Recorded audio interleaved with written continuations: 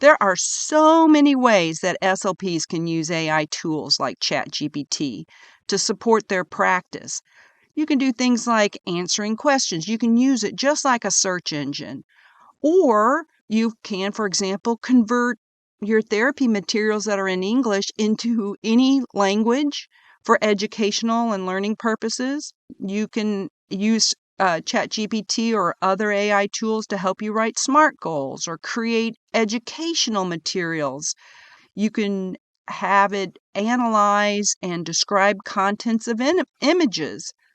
Medical SLPs can use ChatGPT to assist in generating customized therapy materials like patient handouts and exercise instructions and educational resources tailored to the individual needs and the levels of the patient.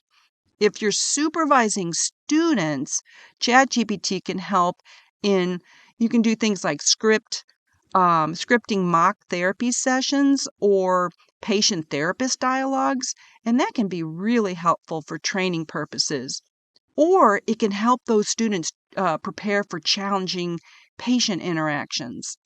For patients who speak different languages, ChatGPT can help translate instructions and educational materials. And, that can just be helpful just to help you with better communication and understanding, although you still need to have an interpreter. Let's take a look at the features of a good prompt. In the prompt that got me closest to what I wanted, I gave the persona act like an SLP and the context working with a 4-year-old who stutters. It's concise, not too wordy, but I could have omitted the words I want to and just said use the. I also was using natural language and asked for the exact information I wanted and the format I wanted for the output. If the output wasn't what I was looking for, I'd make reference to what was previously discussed or answered in the previous iteration and what was wrong or missing, and then I'd give the directions for refining the output. For example, I might say, do this again and keep all the previous information, but this time add, or I could say something like, using the content you just provided, rewrite this in a table format. In the first column, put goal, and in the second column, put one therapy activity that addresses that goal.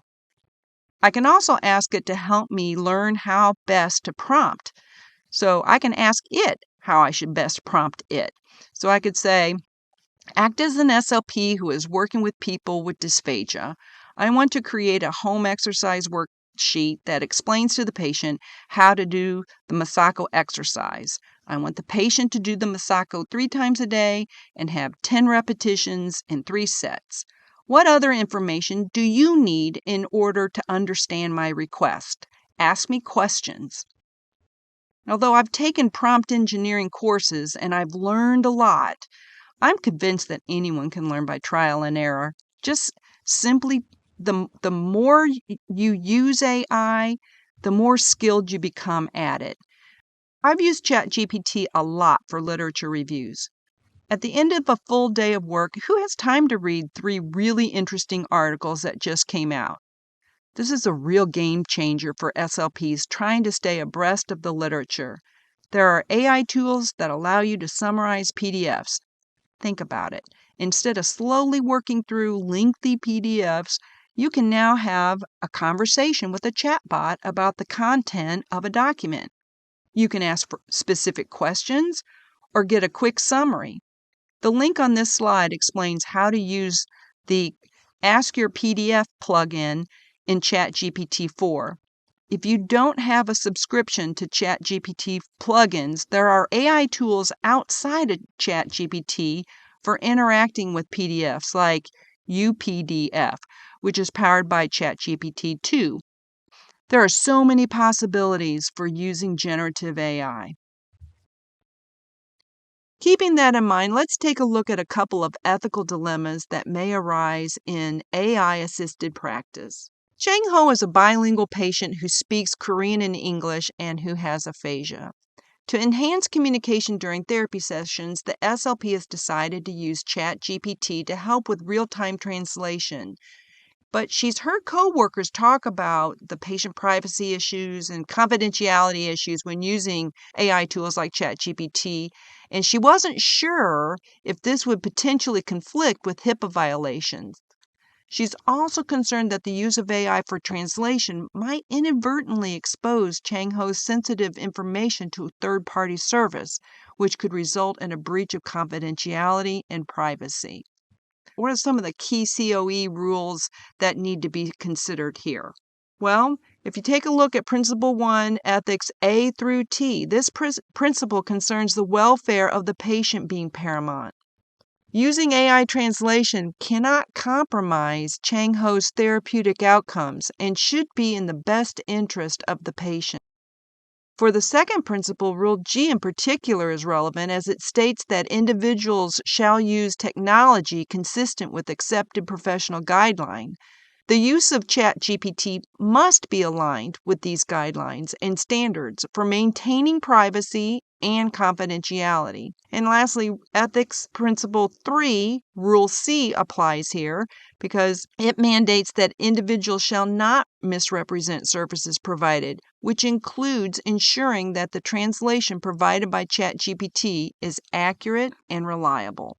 So, what are some potential ways to address these concerns? Well, the SLP should consider patient consent or privacy policies and also look at the AI tool's data handling and any potential alternatives that comply with HIPAA.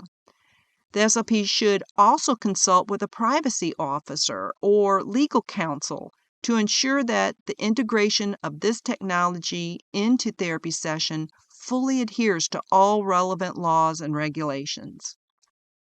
Here's our next case study. This one is about Anna, an SLP working in a private practice who has recently integrated an AI chatbot into her therapy sessions for children with language disorders. The chatbot is designed to engage with children, provide prompts, and deliver exercises. These kids love it. However, Anna has begun relying excessively on the chatbot, allowing it to run almost the entire therapy session while she catches up on documentation. What are some of the ethical considerations we need to consider in this case? Let's start with Principle of Ethics 1. Anna's primary responsibility is to prioritize the welfare of the children under her care. Allowing an AI chatbot to run the entire session without active involvement may compromise the quality of therapy and the individualized attention each child requires. As for Rule D of this principle, if Anna presents the AI chatbot as a replacement for her active involvement without clarifying its supportive role, she may be misrepresenting the collaborative nature of therapy. Principle of Ethics, Rule 3, is also involved. Anna needs to continually assess the effectiveness of the AI chatbot in achieving therapy goals. If the technology is not providing meaningful benefits or if its use compromises the quality of intervention, it may not be ethically justified. Finally, within Principle of Ethics 4, allowing the AI chatbot to run the entire session may compromise the collaborative and interprofessional nature of speech pathology. It could affect the relationship between the SLP, the child, and potentially other professionals involved in this child's care.